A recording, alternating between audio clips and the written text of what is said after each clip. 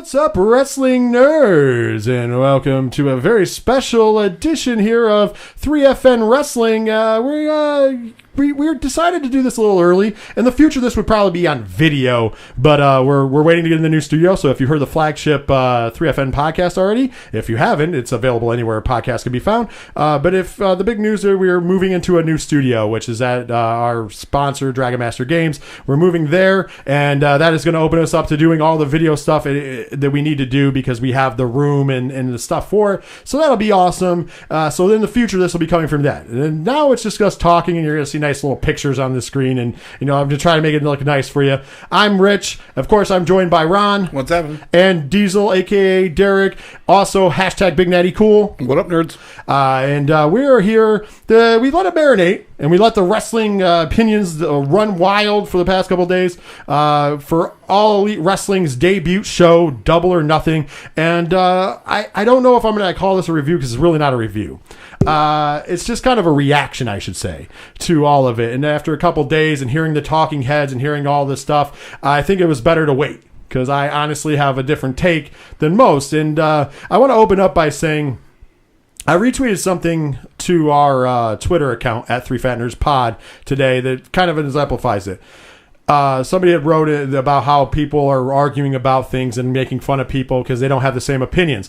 But we're all wrestling fans, and I think I can't shine that enough when we're going in this. And I know that, my opinion is going to not be the same positive opinion that everybody else is. Mine is more of a beware, if you will, opinion than that. But here's the thing. I don't care if you disagree with me, and I don't care if you call us names or you say we suck or you say we're stupid. It doesn't really matter at the long run of things. But we all love wrestling, and to say that things are 100% peachy Q with AEW would be to lie to them and to lie to everybody else. And that's what everybody seems to want to do. Everybody wants to walk merrily down the street holding hands and say that everything is great. Now, the reason why we're not doing a review per se is because I will start off by saying this. The wrestling was good on the show. There was a couple matches that I wasn't a fan of, but for the most part, overall, as pay-per-view quality matches, it was good. I'm not going to complain about it. There was no clear-cut 5-star match. I know I actually get beat down by that because people think Cody and Dustin was the greatest thing that ever happened.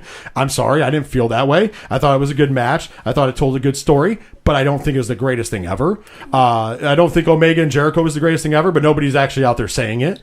The Bucks and the Lucha Bros, I thought it was a good match. I thought it went about 10-15 minutes too long. They kicked out of way too many spots. They did way too super indie stuff. So when the Meltzer driver ends the match, you're just kind of like, that's it? Because we just saw a whole bunch of stuff that was crazier than that, which I'm a fan of, but at the same time, you gotta put it together a little more. But both teams are great. I love the surprise of the Super Smash Bros. Of course, people, in attendance were chanting, "Who the F are you?" This is why you don't do a show in Vegas. Pretty much, because I don't know how people, especially who should be in tune with the indies, because that's really where all of these guys who are famous in AEW came from, should know who the Super Smash Brothers are. But once again, I was pumped to see that. That was one of my favorite moments.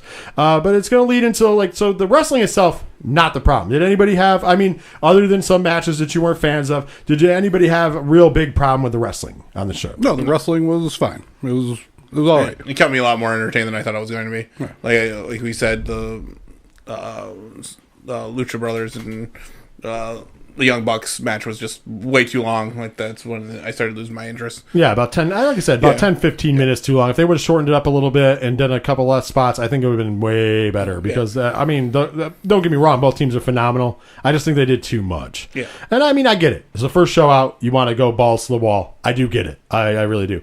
My issues with the show were production. Mostly. There's another prevailing thing I'll talk about in a minute. But first, let's talk about production. Production levels of the show, for a company who is changing the world, we're not changing the world production-wise. I get it, and I know what the criticism's going to be. The criticism's going to be, give them a shot. It was their first show. I'm with you. It could get better, but their commentating team did not mesh well together. I will give credit to Excalibur all day. Excalibur was amazing and carried that team. Yep. I'm not going to be as harsh on Jim Ross as other people were. I don't know why there's so much hate on Jim Ross. Jim Ross is like the John Madden of wrestling. He's a legend, and maybe he's getting a little out of touch. You can be upset with him because he didn't understand why the Joshi match was on the card or something like that. But once again, he's old school. He's stuck in his ways, and that's fine. But he's still a damn good caller. The only thing that he did that was a mistake on the whole show is when he lost his place, and he was like, where are we again? I'm lost. He shouldn't have said that on the air. I get it. But once again, that was the only mistake. Outside of that, he was doing fine with what he was handed. I don't know how familiar he is with everything. Once again, this is his first show. Alex Marvez, on the other hand, I don't get it all. He didn't really add much to the show. When he did talk, which was very few and far between, he was talking over people. And coming from the world of football, I understand he's a wrestling fan, but he's on Sirius XM NFL radio. I just didn't like him that much in the booth. I mean, if you're going to have somebody in the booth, have somebody that's like in there calling, I would appreciate that more. That was one of my with the production. So I don't know if Jerry Lawler's the answer. Because that was what JR was saying. Because I don't know if we could have Excalibur and Jerry Lawler stepping all over each other. Yeah, no. And I really do prefer Excalibur. I think Excalibur is going to become a lot of people's favorites coming forward. But I don't know. I'm not totally sold on Marvez. And you're not changing the world if you bring back Lawler or Ross. Oh no, you're just rehashing. Well, you also said you were going to kill the Attitude Era in your match. Well, basically, you're bringing back the Attitude Era if you have Ross and Lawler. That's all you're doing. So that would be the exact opposite that you said you were doing in your match, Cody. Just throwing that out there. But a lot of the like little camera movements and stuff, I mean, I get it. We're used to seeing glossy WWE production, and damn, they do a great job producing a show. You can say what you want about their storylines. You can say what you want about their wrestlers. But WWE looks production-wise is top-notch. I will say that. Probably one of the best production companies in the world as far as shooting live events. To the point that the NFL, MLB, NHL, all of them copy stuff that WWE's done with camera shots. Yep. That's a proven fact. So I get it. It can't be that level right out the gate. But you kind of promised people it was going to be. And then you took shots at the WWE. Coming into this weekend, the biggest problem I had was coming into the weekend, it was all, we're going to be an alternative. We're going to be on, we're not competing, we're not going head to head, we're on separate days, we're an alternative. We just want to give wrestling fans something. You know, they take a little pot shot in here and there, whatever, it's fine. But that was the overall statement. We're going to be an alternative. And then the weekend happened, starting at StarCast, and it went right into shit talking. And putting themselves in the position that, hey, we're here and we're going to be here. And it's like, listen, this is your first show out. I get confidence, that's fine. There's a difference between confidence and cockiness. And it started, of course, I mean, Cody Rhodes did get the backlash for what he said about Bayley, but for no reason. When putting over Kylie Ray, he could have put over Kylie Ray without bashing Bayley, who, from what Bayley has said on Twitter and Instagram, doesn't know her. They don't really have an interaction. They don't no history together. So why would he say something about her? But she was very classy about it, and even tweeted out a nice thing about loving wrestling during their event. Proving, whoa, the cat just took something else. See, the cat's even mad. But you know, it's to me, that's the sad part. That was one of those things, and there's other things that happened during the week, but that was one of the saddest parts. Like, why would you draw somebody in for no reason? Why would you draw a comparison? Is it because people draw a comparison between Kylie Ray's gimmick and Bayley's gimmick because there is a comparison? Is that why you felt like you had to preemptively strike and say, no, they're not the same? Well, there is a comparison. And are you afraid that her talent isn't up to the talent of Bayley? Those are all relatively good questions. I can't answer them. I can give you my opinion. You guys out there can give me your opinion. I'm sure you will if you really get mad about it. But that's this thing. I think they're both very talented young women. Mm-hmm. I think both of them are very good wrestlers. I don't care if they work similar gimmicks or not. Let's leave that out of it. The fact that they're two, and not to mention, Bayley could be a potential employee of yours one day, right? Yeah. Wouldn't you think? Wouldn't you think that possibly she might leave WWE one day and possibly come to your company? Why would you want to burn that bridge possibly early on, and for what gain? Just to say something? Like, I just didn't get that. That part bothered me. But let's go back to show, because that's the most important part where things, and then we'll go back to the after show too. During the show, there's many shots at WWE. And there's many things that I believe that if WWE did them, the fans would be in outrage. But because AEW did it, everybody's like, oh, this is great. And one of those things was the Brandy Rhodes coming out during the women's three-way, turning it into a four-way match. Let's think, if that was WWE, the equivalent would be Stephanie McMahon, correct? Am I wrong? Yep. No, you're right. So if Stephanie McMahon came out and did that, how pissed do you think the internet would be? On a scale of 1 to 10. 7. So like the main event of WrestleMania is going down. Because that would be an equivalent, this is the first ever women's match in AEW. They said that they're going to have a great women's division, and they do. They have a strong one. They really do. We were talking about it. They have some really good, talented women wrestlers in AEW. I want to put them over. The talent is amazing. However, we're going to put this over. This is a big deal. So another big deal would be WrestleMania. I get it. 2 different things. But still, that triple threat still stands. Ronda, Becky Lynch, Charlotte. And you have your triple threat here. If Stephanie McMahon would have came out and made a 4-way. Actually, you take that back. Stephanie McMahon got involved, remember, when we pulled Becky Lynch out and the internet lost their mind. So we already know what they would have done. Oh, yeah. Could you imagine if she would have added, no matter who it was, to that match at Mania? Could you imagine? Once again, the internet would have lost their shit. But because AEW did it, that's fine. And we won't draw the comparison between Brandy Rhodes and Stephanie McMahon, who, by the way, are both executive vice presidents. They share titles. At least Stephanie doesn't come out in ring gear for no reason. Oh, absolutely. The only time you see Stephanie in ring gear is when she's wrestling or when she's cornering Triple H. Yeah. And even when she's cornering Triple H, sometimes it's not ring gear. Sometimes it's just her being dressed up. But But once again, she stood at ringside as a manager, too, of Awesome Kong. That sends a great message that you're manager. You brought in a girl, the woman, to defeat other women as a heel tactic, a la Stephanie McMahon, and then stood in her corner the whole time, rooting for her. Yeah. It's a little weird to me. And once again, nobody's pissed about it.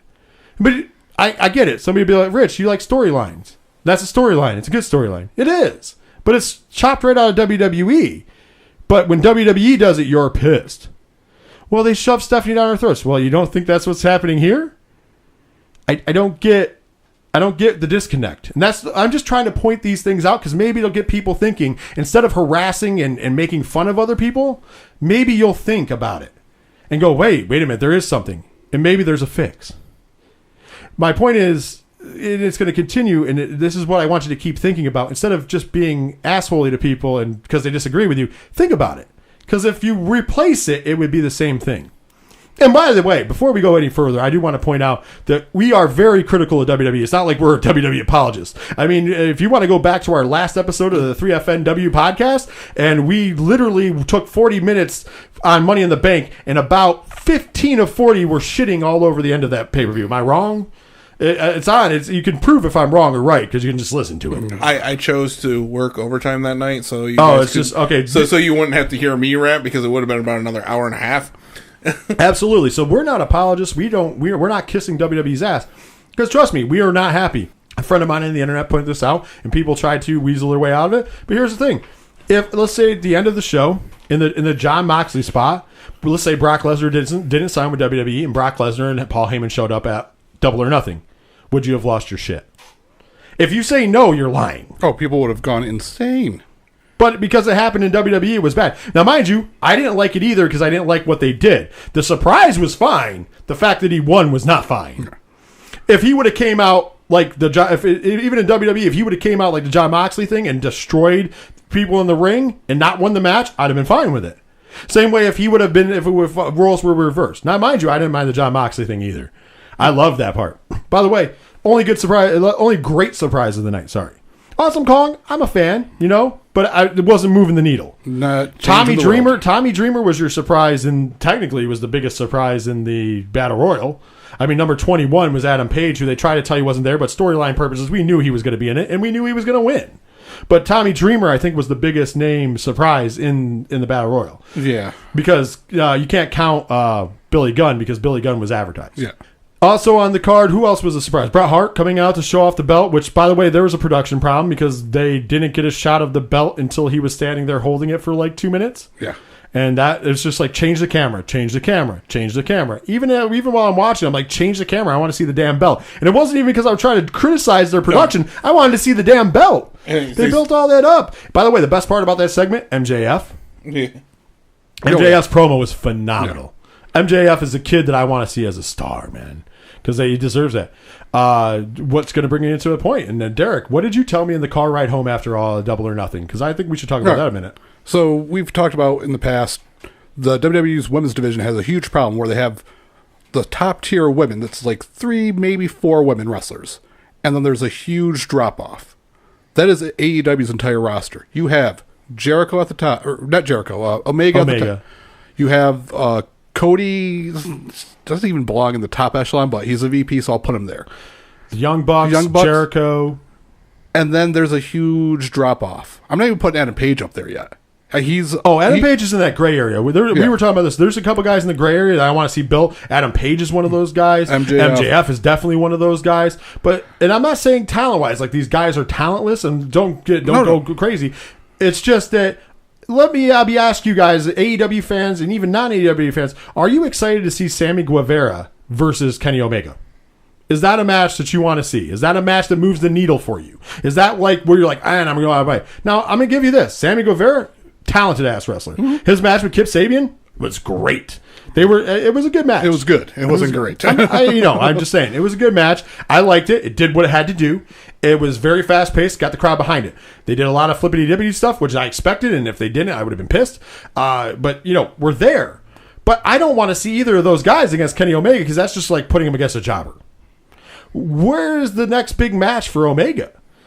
Yeah, Moxley now. Yeah. We know that. But outside of that, Moxley, here he is back in the top echelon. Good job. But he was still Dean Ambrose. Like, you didn't notice that the attire looked the same as Ambrose? His mannerisms look the same as Dean Ambrose? Like, I don't see where he's playing a different character. No, he's not. So what that tells me is that this is the character he's always chosen to be. I mean, you can talk about his promos after, where he was a little more loose cannonish, but that's still a Dean Ambrose trait when he was in WWE. So he's really just playing Dean Ambrose and just changed it back to being Jon Moxley from in the indie scene. He didn't do anything hardcore. That's what a trait. The Jon Moxley trait from before was he was in CZW and he's ultra violent. He did things with barbed wire and glass and all sorts of shit. And I love Jon Moxley. I think I love that character. I liked him as Dean Ambrose as well. However, he's just really being Dean Ambrose. Yeah.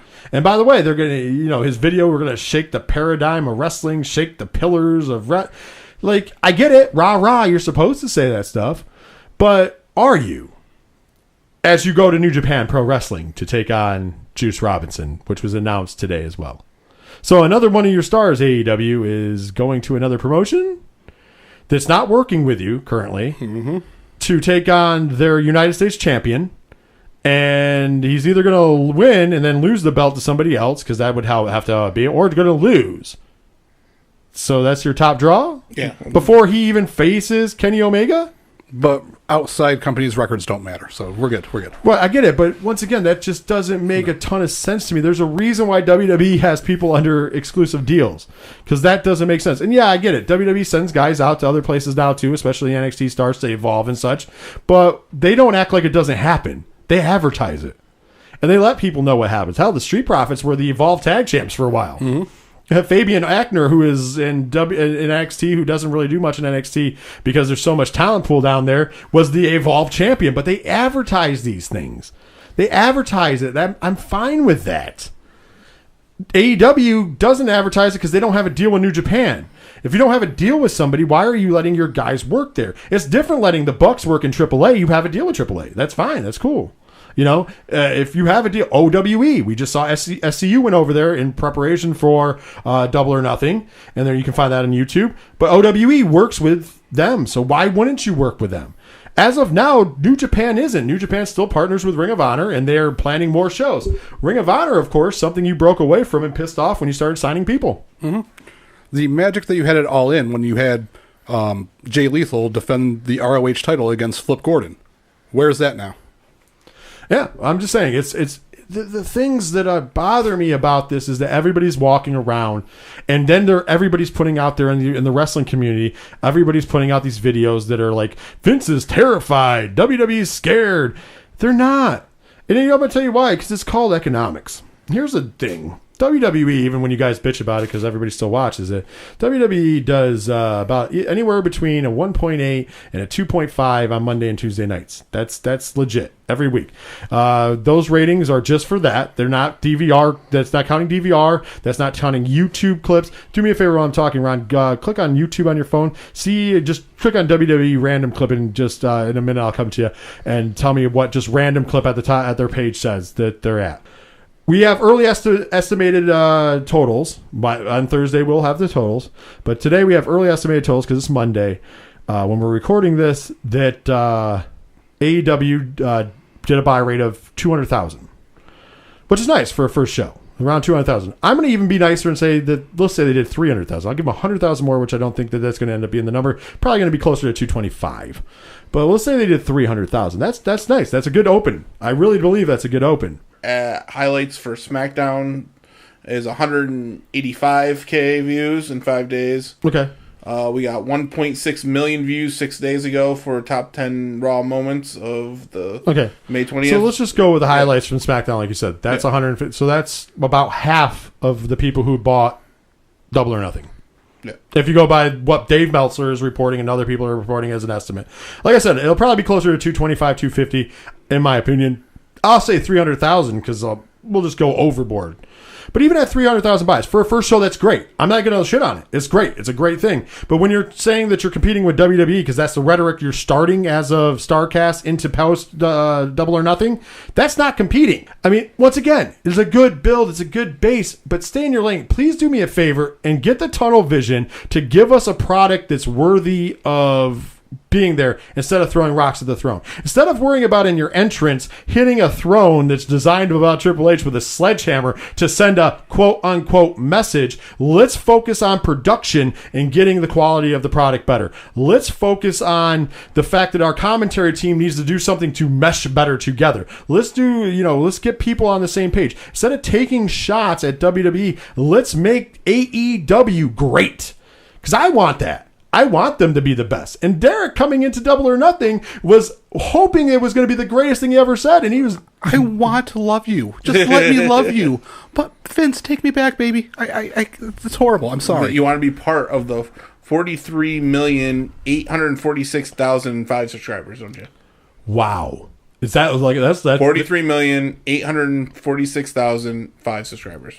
Holy crap. Do me a favor while we continue talking. Look up, I don't care what you look up, Being the Elite, look up Nightmare Family, look up the AEW one, just out of curiosity. And you can't even add them together because it's most of the same people. Yeah. And I know I'm subscribed to all of them, but still, I kind of want it. 43, I know it's nowhere near 43 million. Also, there's over 2 million people who subscribe to the WWE Network.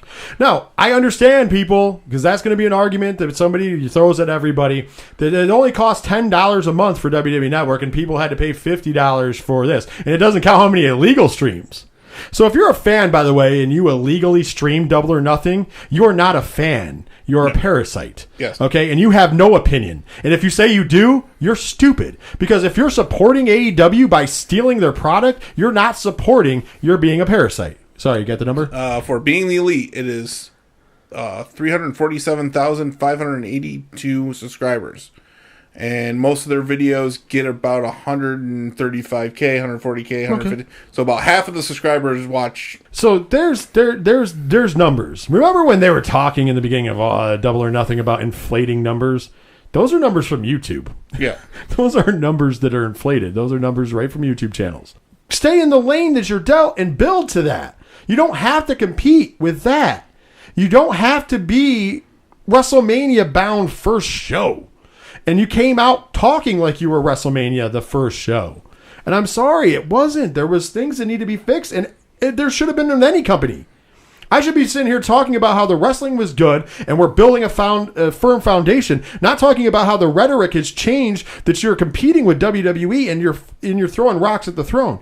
I need to warn you about that. I warned about it in the article I wrote that put you over.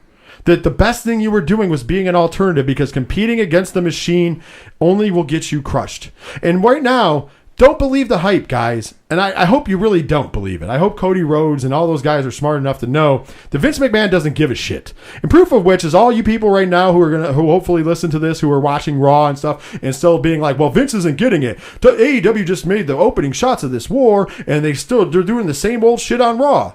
No, he gets it. He just doesn't care. Yeah. Ken M from the ODPH, we were having a little volley back and forth on Facebook. And he made the best analogy I could think of for this exact thing. Wrestling, the IWC in particular, but wrestling fans are showing off AEW like that hot new girlfriend. And you saw your old girlfriend, you're walking by and you want to show this beautiful girl off. And your old girlfriend, guess what she's doing? That's WWE. She doesn't care. She didn't give a damn that you're showing her off. You care. You want to get back at her. You want to be like, this is so great. Look at this. Look at this beautiful woman. And she's like, I don't care because I don't want you. Yeah. And that's what WWE is doing. They don't care what AEW does. They don't care because at the end of the day, 300,000, even if it's 300,000 buy rates, isn't touching the fact that they have 2 million guaranteed subscribers to their network, which means that they made way more money. Even at charging $50 a pop, it's $10 million for the buy rates of 200,000. Oh, $10 million? Yeah. Okay. So, well, that's good, but then you don't get to keep all that money. As we know, some of that goes to providers. But still, let's say you did $10 million, right? Okay, so $10 million. At $10 million, do the quick math. How much is the $2 million at $10 a month does WWE Network pull in? 10 times 2, 20. Wow. So $20 million a month they pull in just from the network alone. Mm-hmm. What was that number that they got from USA and from Fox this year? What was that number? It started with a 1? It was over 1. It wasn't a million, was it? No. It rhymed with it. I think it was $1 billion. Yeah. So they got a couple $1 billion for TV deals. Fox wants to do a lot of stuff with them. And, so why would you compare? TNT's a great home. Don't get me wrong. That's a lot of households, man. And I'm so excited for you guys to launch that, but I want you to launch it right. I don't want you to launch it. And all you fans, man, don't just drink the Kool-Aid. Want better for these guys. Because it's not where it should be. And by throwing something... Right now, you have a beautiful thing going. You're unopposed on a Tuesday night as of October. It's a beautiful thing. There's a thing when you're outside in the summer, we all know this feeling, and it's been a little wet, and there's gnats out, and they start swarming around you. And at first, you just kind of ignore them. But eventually, they piss you off, and you start swiping at them. And eventually, they piss you off enough that you spray on the bug spray, and it gets rid of them. What's going to happen when you keep poking the bear, guys? I don't know if you know this about WWE, but Vince will ignore you for a while. Then what he's going to do is he's going to mess with you. Whether that's legal actions, start really going over your copyrights and all that happy jazz. And once again, you guys will take that as fear. Like guys that are reporting on it, take it as fear. No, that's getting money for what you own. That's not fear. That's just doing what you do to get money. Then, when you really get mad, you're going to squash them. Here's the problem. Fox wants more WWE product on their airwaves. They've already said it. USA is losing SmackDown on Tuesdays. So there's a time frame open where they used to get 1.5 million viewers from 8 to 10 o'clock at least. And now that's open.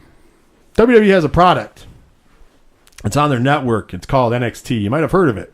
Everybody loves it. They think it's great. They think it's the second coming. It's the best product WWE puts out. I agree with that. What's going to stop Vince from telling USA, hey, listen, that Tuesday slot, 8 to 10 o'clock sounds like a good time to run a live NXT show every week, doesn't it? What's going to stop that from happening? I'm sorry, AEW fans. What's going to happen when the fans who would have turned back and forth go, oh, shit, I can watch NXT on Tuesday? So you went from 300,000 viewers that first week, or you could go from a potential 1 million, because think about it. You have wrestling fans unopposed, to all of a sudden only getting 300,000 as 700,000 of them tune into NXT. Or more, because some of the WWE universe is not tuning into it. It's going to tune into that program too. So that's probably going to do over 1 million. Mm-hmm. And you're going to be sitting there going, what's going on? And that'll be fine at first, as you build up, because TNT ain't going to say anything. But when that continues and you're getting your shit kicked in every week and advertisement isn't there, what's going to happen? Even worse, what's going to happen if you establish your show and then Vince decides to do it? What if that show goes off and you're doing 1 million buys? You're doing not buys, but 1 million, $1 million doing a 1.0 or a 1.5 or hell, even higher. And you're living the high and the hog. It's great. And the things that you said finally piss Vince off, and he does what I just said. And all of a sudden, that $1.5 million drops down to 500,000, or even just give us straight half, 750. 750,000.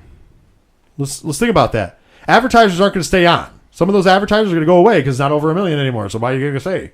Some of those advertisers who also advertise with WWE are going to go, well, we want to be seen on the Fox network on Friday, so we're not going to advertise with you and piss him off. Got to remember, pissing off Vince McMahon is not a smart bet because he's established. And at the end of the day, it doesn't matter how much money the cons have. It's how much money they want to lose. It's how much money the TNT will lose. You got to remember, this is not a game anymore. It's not an exact revenge because you feel that Vince ruined your father or whatever you feel. And Vince isn't in the back scared of what happened. Vince wants you to take off. Vince wants you to build up these guys so he doesn't have to do it in the Performance Center.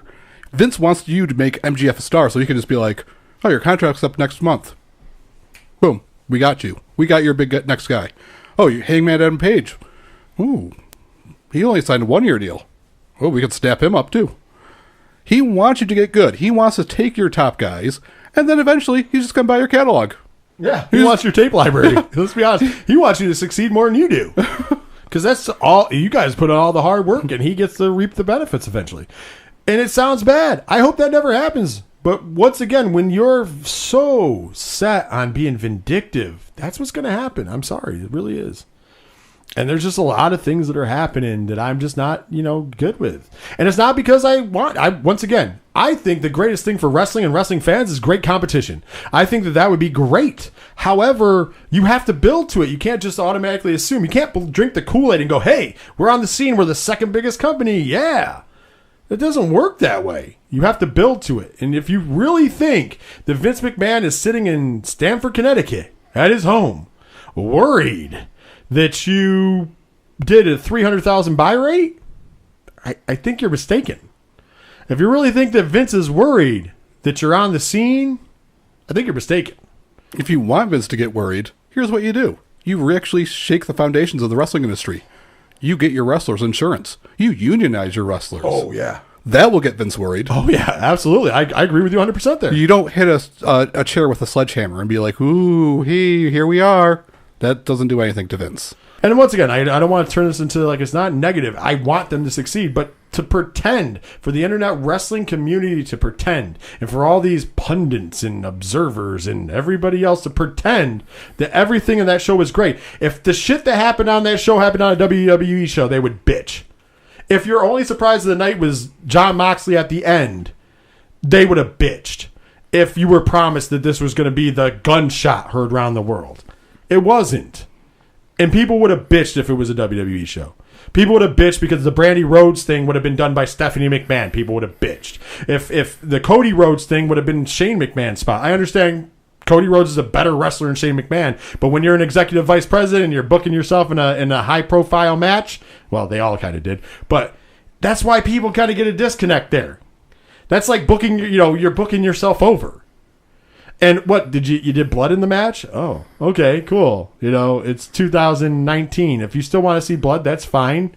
And the blood wasn't even in a good spot because we know it was supposed to be during the turnbuckle spot, but no blood started coming down. No blood started coming down until after Brandy Rhodes speared him. Oh, by the way, that led to a Diamond Dallas Page appearance. Mandatory DDP appearance. I just want to throw that out there. Oh, really changing the world here, folks. I once again, I would really like this to be great, but I can't sit here and pretend like everybody else that it was the greatest thing to ever happen. Trying to fix the wheel. It was a fine show. I was really harsh on Twitter. It was an all right show. I've seen better indie shows. I'm sorry. It was like an hour too long, but the fact that it was on Saturday night was... Oh, that was great. Yeah, it just clears it all. Keep them on Saturday nights. Oh, I can say your list of positives all day. We kind of did. I mean, I understand we took the negatives, but if you want to hear the positives all day. The in-ring work was good. It's going to get better, which is nice. There's very talented wrestlers. I have faith that that's going to be a good aspect there. I thought the belt looked pretty cool when we finally got to see it. Unfortunately, production kept you from seeing it right away, but but the belt looked great. I love I hope they keep the Saturday philosophy, because Saturday is a way better day because you don't have to worry about getting up for work the next night after you're up till midnight. What else did I would think was a positive? I Shorten it by an hour.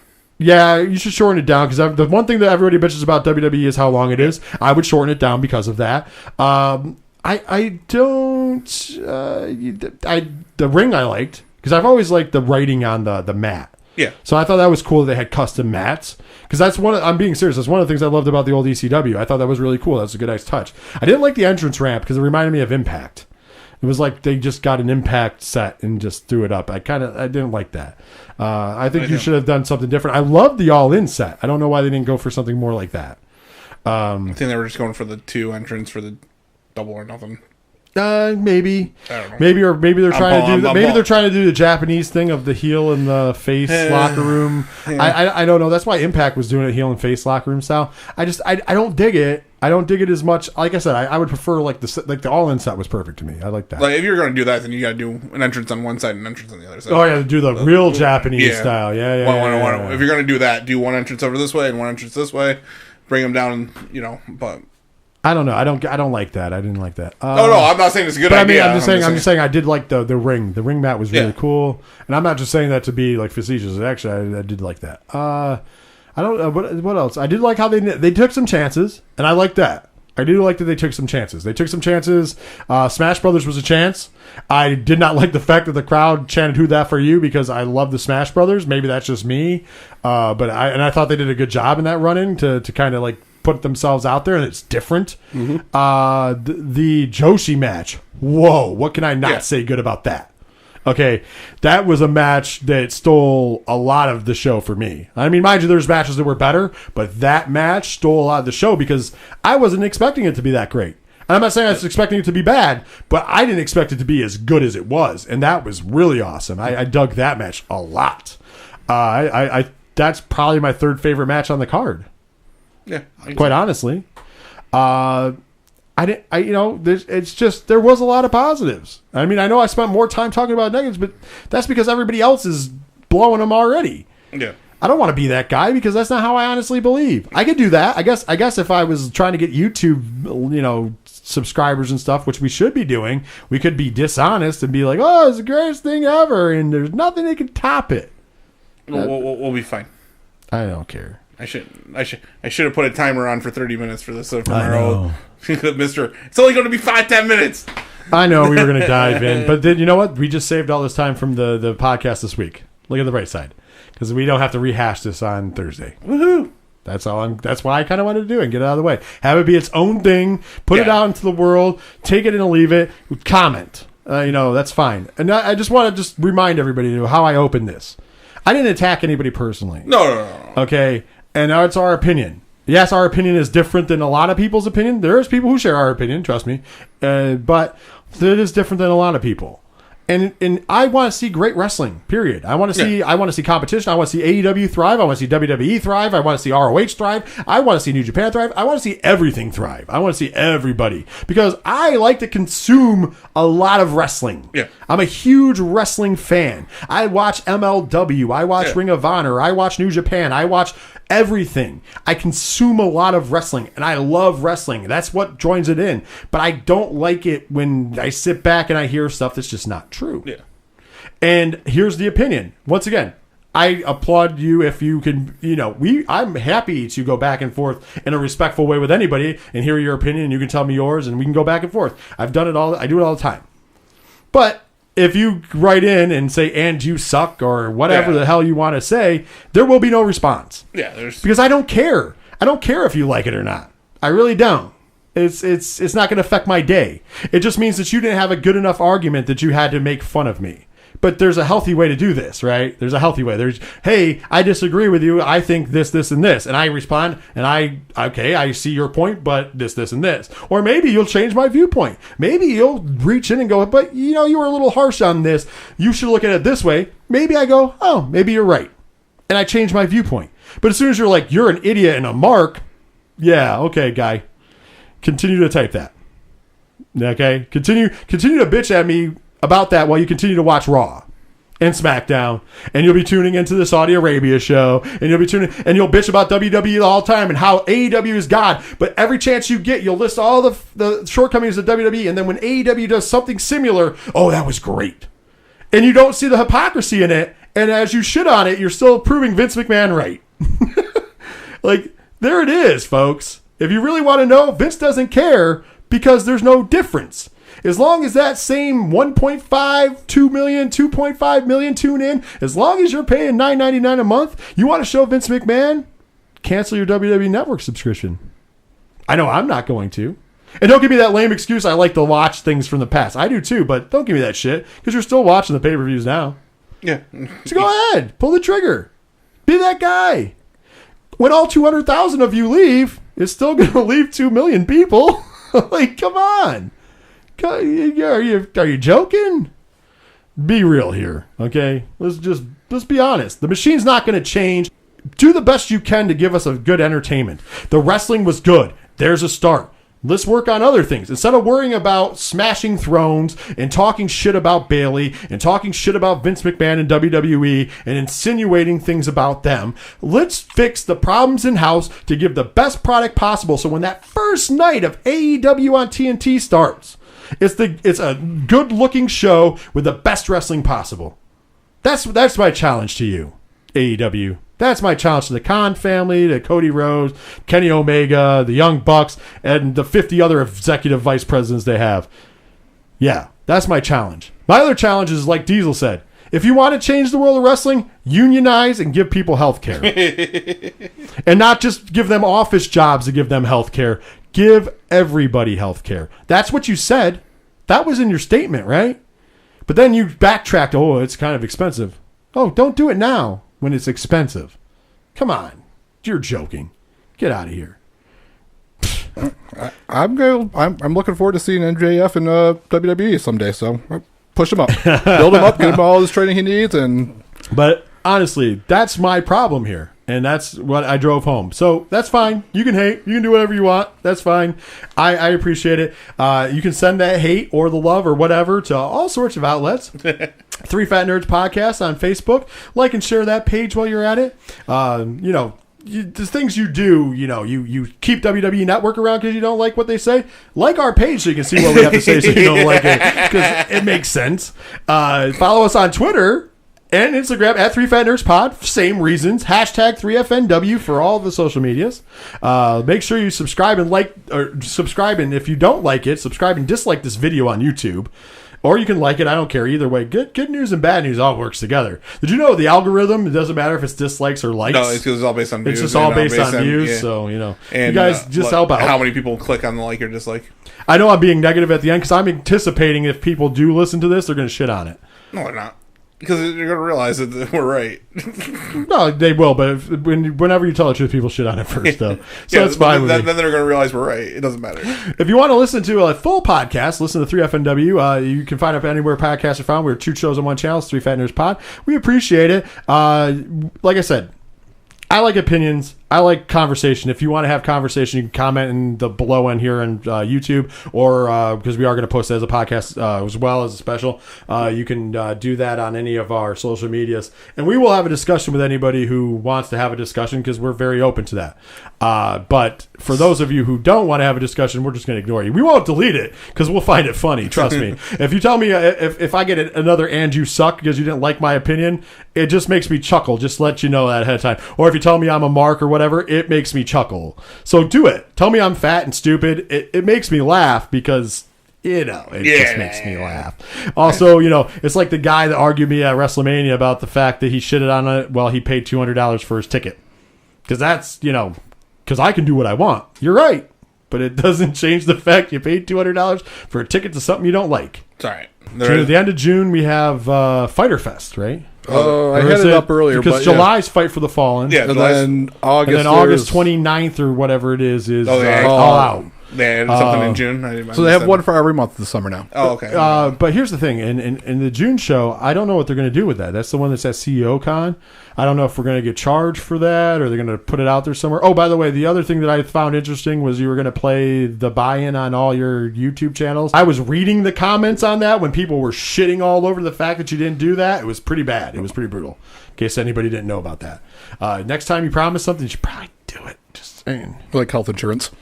Oh, you're just driving that home, brother. You're driving that home. You're long-winded. Man, you know what though? I had a lot on my mind about this, man. Like, It's just driving. It's just here's the thing. It's driving me nuts. I don't like shit that happens in WWE either. But at the same point in juncture, I also am not saying that I'm not trying to help make a change by watching it and saying my point. I just think it's bad to just say this company's good, this company's bad for the same fucking reasons. Come on, people. I'm with you. Love wrestling. Watch it all because you have the opportunity to watch it all. That's my whole point. Don't worry about a competition. Be an alternative so we can watch everything and everybody can sing Kumbaya. When you're competition, you will get squashed by the bigger of competition. That's how competition works. And right now, you are challenging that machine. You're nowhere near it. And if you keep focusing on that, you're going to lose. Yep. There's the closing statement. And we're like Cody Rhodes. We're not poking that bear. We're sledgehammering that chair.